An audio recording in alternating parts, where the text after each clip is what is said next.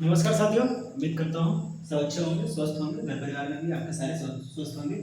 तो first video में हमने किया था रेस्पिरेशन इन ऑर्गेनिज्म में बेसिक इंट्रोडक्शन कि why do we respire, why मतलब रेस्पिरेशन क्यों करते हैं, क्यों जरूरी है, ठीक है, सिग्निफिकेंस क्या है।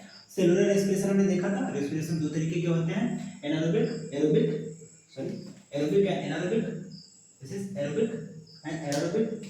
अगर आप मुझे बताएं तो एरोबिक में क्या होता है, जो ब्रेक डाउन ऑफ फूड होता है वो ऑक्सीजन के प्रेजेंस में होता है, ठीक है। एनारोबिक में ऑक्सीजन का कंप्लीट एब्सेंस होता है या फिर ऑक्सीजन कम होती है। ओके, कंप्लीट एब्सेंस बिल्कुल भी नहीं होता या फिर ऑक्सीजन कम होती है, वो एनारोबिक है। ओके, चलिए तो एरोबिक ये किस में देख रहे हैं, एरोबिक। एरोबिक में हमने क्या देखा था कि जो हमारा फूड होगा, बेसिकली जो ग्लूकोज होगा, ठीक है, in the presence of oxygen किसमें टूटता है, कार्बन डाइऑक्साइड CO2, ठीक है, और वाटर H2O। और क्या रिलीज होती है, तो हमारी एनर्जी रिलीज होती है, एटीपी रिलीज होती है, ठीक है। क्या रिलीज होती है, एटीपी रिलीज होती है, ठीक है। और सेलुलर रेस्पिरेशन में देखा था, ठीक है। तो सेलुलर रेस्पिरेशन क्या होता है, चलो इसको थोड़ा सा आगे बताने की ट्राई करता हूँ, ठीक है, अगर आपको समझ में आता है तो ठीक है।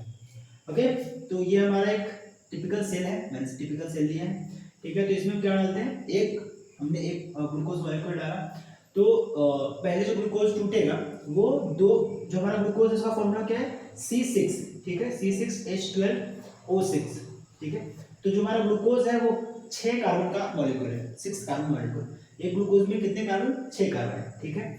तो सेल के साइटोप्लाज्म में जो हमारा ग्लूकोज होगा 6 कार्बन से टूट के तीन तीन कार्बन के दो पाइरुवेट में बदल जाएगा, किसमें, पाइरुवेट में बदल जाएगा, ठीक है। पाइरुवेट में, दो पाइरुवेट में बदलेगा, ठीक है।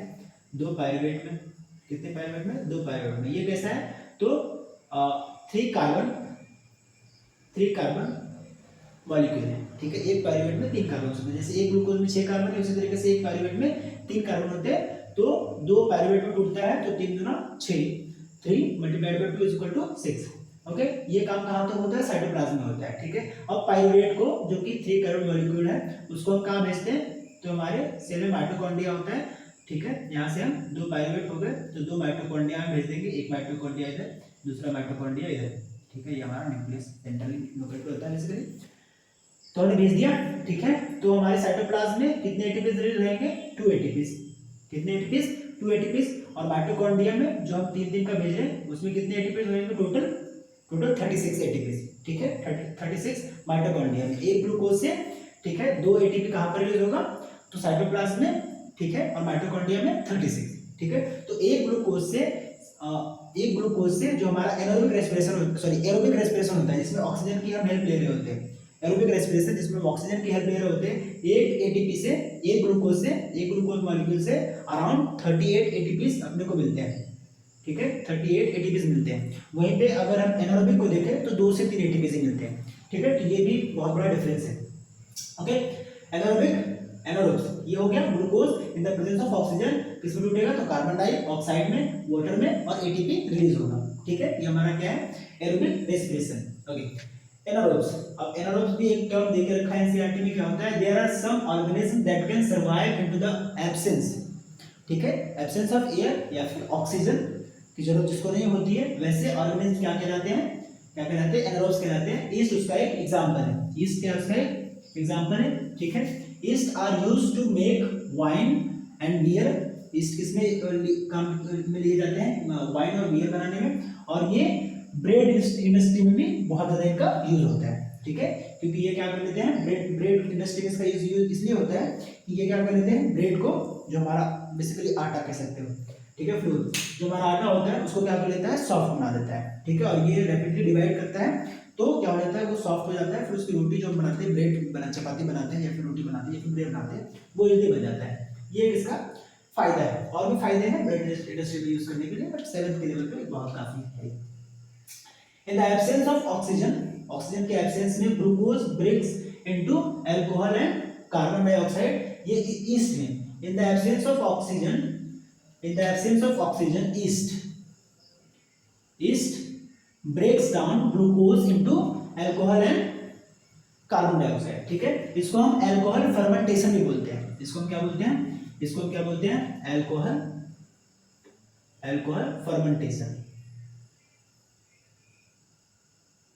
एक्चुअली कुछ बुक्स लिख के रखते हैं, इसीलिए थोड़ा सा एनसीईआरटी से मैं ज्यादा बताने की कोशिश कर रहा हूँ, ठीक है। तो क्या होगा, एक ग्लूकोज हमारे पास है, वहां पे एक ग्लूकोज से 38 एटीपीज मिले थे, लेकिन यहाँ पे वैसा कुछ नहीं होगा, 2 से 3 एटीपीज मिलेंगे इसमें भी और इसके में हमारे मसल सेल्स है, okay. In the absence of oxygen, complete absence, क्योंकि ईस्ट है तो इसको ऑक्सीजन की जरूरत नहीं है। अल्कोहल बेसिकली एथेनॉल फॉर्म होता है, ठीक है, एंड कार्बन डाइऑक्साइड होगा और थोड़ी सी एटीपी रिलीज होगी। इसको हम क्या बोलते हैं? Alcohol fermentation. ग्लूकोज है, एब्सेंस ऑफ ऑक्सीजन में तोड़ा जा रहा है उसको, कौन तोड़ रहा है? तो ईस्ट तोड़ रहा है। क्या मिलेगा अपने को? एथेनॉल मिलेगा, जो एक टाइप का अल्कोहल है, और क्या मिलेगा? कार्बन डाइऑक्साइड, और तीसरा थोड़ी सी एटीपी मिलेगी, ओके। हमारे मसल सेल में क्या होगा? ये पार्ट कौन सा है? ये पार्ट हमारा क्या है? एरोबिक लैक्टिक फर्मेंटेशन है, ठीक है। ये ईस्ट वाला पार्ट क्या है? ईस्ट वाला क्या है? पार्ट क्या है? अल्कोहल फर्मेंटेशन है, और ये हमारा क्या है? Lactic acid fermentation. इसको हम क्या बोल सकते हैं?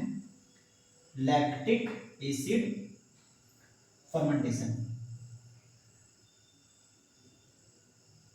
ठीक है। लैक्टिक एसिड फर्मेंटेशन कहां पे होगा? हमारे मसल सेल्स में होगा। और muscle cells can also respire anaerobically, ठीक है, but only for a short period of time. बहुत छोटे पीरियड ऑफ टाइम के लिए हमारा क्या कर सकता है? छोटे समय के लिए हमारा जो मसल सेल है वो भी एनारोबिकली रेस्पायर कर सकता है। Anaerobically means lack of oxygen, जहां पे ऑक्सीजन की कमी होगी उस केस में, या फिर जहां पे पूरी तरीके से ऑक्सीजन नहीं होगी। When there is a temporary, देखो मैंने वही बोला, टेम्पररी डिफिशियंसी ऑफ ऑक्सीजन, जहां पे थोड़ी देर के लिए ऑक्सीजन की कमी है।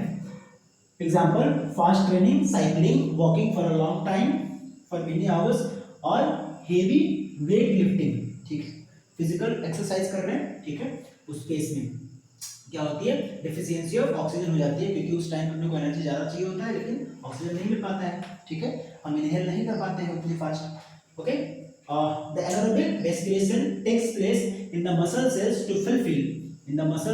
To fulfil high demand of energy, okay. कोशिश करता है बट हो नहीं पाता है, okay. Oxygen in the absence या फिर low oxygen, in the absence या फिर low oxygen, lactic acid fermentation होगा, लैक्टिक एसिड फॉर्म होगा, और थोड़ी बहुत एनर्जी जो कि एटीपी हम लिख रहे हैं वो प्रोड्यूस होगा, ओके। इस केस में कार्बन डाइऑक्साइड प्रोड्यूस नहीं होगा। शुरू में मैंने बोला था कि हर बार जरूरी नहीं हो कि एनारोबिक रेस्पिरेशन में कार्बन डाइऑक्साइड फॉर्म ही हो, तो लैक्टिक एसिड फर्मेंटेशन में ये कार्बन डाइऑक्साइड फॉर्म नहीं होगा, okay. This anaerobic respiration causes accumulation of lactic acid, ठीक है। लैक्टिक एसिड अकुमुलेशन मतलब जमा हो जाएंगे, जहां जहां पे हम क्या कर रहे हैं? पुशअप्स बहुत ज्यादा लगा रहे हैं, या फिर पुलअप बहुत ज्यादा लगा रहे हैं, या फिर हमने वेट लिफ्टिंग की, तो क्या हो जाएंगे? क्रैम्प्स बनेंगे, ठीक है। अकुमुलेशन मतलब इकट्ठे हो जाएंगे क्या? Lactic acid, that results in muscle cramps, okay. Muscle cramps मालूम है आपको क्या हो जाएंगे? जो इकट्ठे हो जाएंगे उसकी वजह से क्या होगा? हमें मसल में पेन होगी, वही मसल क्रैम्प्स है, ओके। जो इकट्ठे हो जाएंगे क्या? लैक्टिक एसिड इकट्ठे हो जाएंगे, जिसकी वजह से पेन होगा, हमारे मसल्स में दर्द होगा, वही क्या है? हमारे मसल क्रैम्प है, ओके। हॉट वाटर, इसको ठीक कैसे कर सकते हैं? हॉट वाटर बाद थोड़ा सा गुनगुना पानी लेंगे, बहुत ज्यादा गर्म नहीं लेंगे, उससे हम नहा लेंगे, ठीक है, या फिर मसाज, ठीक है, मम्मी को बोल देंगे, भाई को बोल देंगे, बहन को बोल देंगे, वो क्या कर दे? थोड़ा सा मसाज कर दे। Improve the blood circulation, this increases the supply of oxygen and lactic acid. ये क्या कर देता है? ऑक्सीजन के सप्लाई को हम थ्रेपिंग कर सकते हैं, ठीक है, हम थ्रेपिंग कर सकते हैं या फिर मसाज कर सकते हैं, ठीक है। इससे क्या होगा? प्रॉपर ब्लड सर्कुलेशन बढ़ जाएगा, ठीक है, होने लग जाएगा।